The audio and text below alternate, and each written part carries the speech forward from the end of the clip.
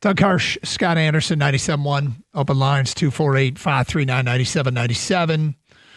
What's going on, considering that the big win last night for the Pistons on a night where Cade was not good. He was 3 of 16, 0 of 7 from 3, 4 of 9 from the free throw line. Struggled, and they still found a way to beat a pretty decent Phoenix team. Phoenix also not good because, Phoenix's best player was not good because he was out, and Devin Booker. But we'll get to it a little bit more at 1:30. You know, this Red Wing stuff with Rasmus Andersson. It's all over Twitter. There are rumors with multiple teams. So Ottawa, saw Vegas, and others that are interested in Rasmus Andersson, the defenseman that's available from the Calgary Flames. Frank Saravelli reporting on TSN that teams have been told to make their best final offer.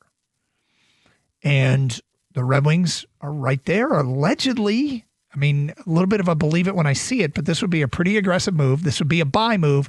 This would be Yzerman giving up future pieces to get a player that can help them win now, which hasn't been something they've done the last few years, and it's been begged for by loyal and outspoken fans who want to see their team get back in the postseason and make a run. And this would be a move that would say, hey, we're going to try and make a run. Team's been doing really well. The point that our station's Kenny made regarding the disappointment that Dylan Larkin felt at the end of last year, that he publicly expressed it. It could put a little juice in that room. And yet, if there's a bidding war between multiple teams, that usually means you got to be a little bit more aggressive. You got to keep sweetening the pot. Well, and Steve Yzerman has said when he feels the time is right that they'll give it some juice. Paraphrasing, but when this team shows that they're ready to make that move, and I'm sorry, they're a point out of first place going into tonight's game in the Eastern Conference. So, I think now is a really good time, but we still have. I mean, the deadline isn't until March. Will they get something done in the next few weeks or the next few hours? I don't know, but I do think that the onus is on Steve Yzerman to add to this team to make them better at the trade deadline, because I do think this is a good team. I don't think this is a fluke what we're seeing. I think this team is playing the way that he envisioned in a lot of times this year. Not every game. I mean, there have been times that Todd McCullen's been extremely frustrated with the team afterwards. Mm-hmm. But by and large, his team has played really well. They've got a couple of pretty good scoring lines. They've got some grit on the other two lines. And defensively, they've started to really kind of play into their own right now. Sandin Pellikka is playing much better, and he's a rookie. The top pairing of Seider and Edvinsson is one of the top pairings, if not the top pairing in all of hockey. And they've got some players now that are stepping their games up. Adding a veteran player like Andersson would certainly help this roster out. And I don't think that would be the only move that this team would make. I do think that I am hoping he's going to be aggressive, and maybe I'm just projecting that, but I do think he's going to be aggressive. 248-539-9797. Phone calls, feedback, text coming in. The Wings absolutely 100% need to make a move to improve at the deadline, and it needs to be sizable. The rest of the East are going to look to make more moves. I think it's easy to say yes without understanding the cost. Like, I haven't heard that they're after. Has there been any reporting, any rumors out there of what Calgary might want? I haven't seen anything. Okay, because nobody's going to say no to an upgrade without knowing the cost. Like, if you don't know the cost, it's easy to say, sure, I'd like that. I'd like the Range Rover. Well, you got a Ford, Escape budget. But I'm not going to pay for the True Coat. Yeah. The Wings' top line right now is Larkin, Finney, and Casper. We need a power forward to play with Larkin. That's what Joe on the thumb. Well, they keep switching around who the forward is. Yep. Hey, guys, love the show, but I think we all know how aggressive Stevie is going to be coming up at the deadline. His track record speaks for itself. That's from Joe in a car. Well, look, he has said when it's time. If this doesn't feel like time, I think part of that is are your top prospects, have they matriculated to the men's league? Right? I mean, because those are the guys you want that you're hanging on to, they've invested in, and you want to see them So, like, you feel like they wouldn't give up on Axel Sandin Pellica. You feel like they want to give up on Nate Danielson. And now, some of those guys are there.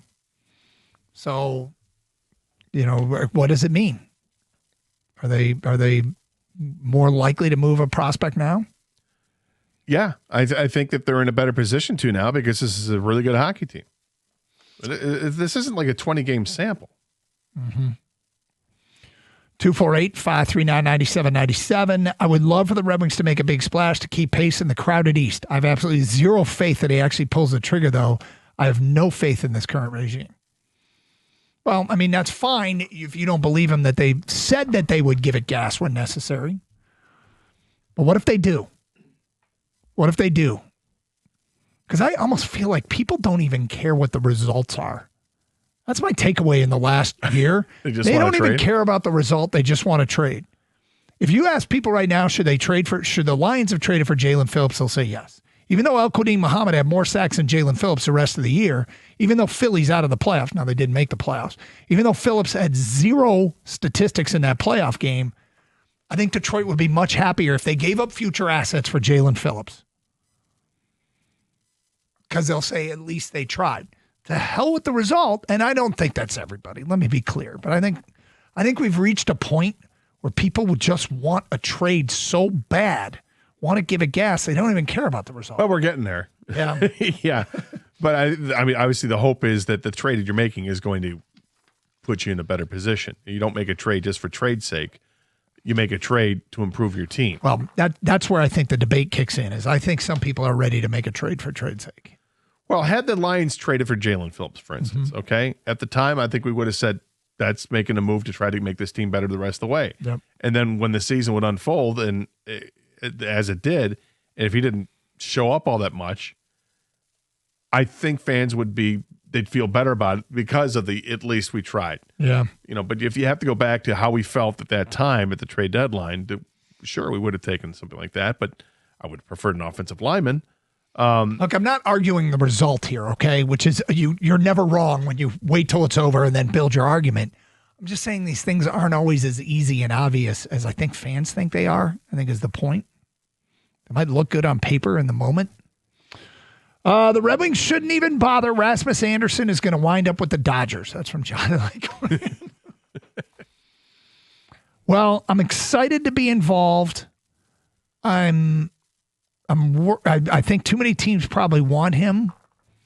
I mean, basically, I don't even know that it really matters. This is one of those, there's so many teams that seem to be involved here that if your choices are your team or the field, it's more likely to be the field.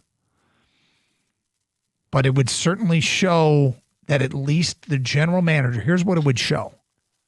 Yzerman now believes that they are ready to make a run at the conference.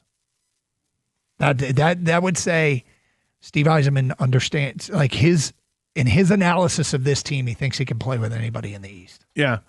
I'm going to go back to think of it with the Rasmus Andersson rumors. I think the only way the Red Wings would go for Rasmus Andersson is if they knew they could sign him long term. Yeah. You're probably right. And if there's a press conference with another team announcing Rasmus Andersson that they traded for him, and Yzerman will talk at the end of the trade deadline why he did or didn't make moves, I think that would be the answer. Well, we weren't given an indication we could go long term with him. Well, with all the rumors that Quinn Hughes wants to be here, would you rather have Rasmus Andersson now or Quinn Hughes later? Quinn Hughes later. Yeah. And I know people get skeptical, although they'll never do that, but both. Sure. 248-539-9797. Karsch and Anderson, 97.1.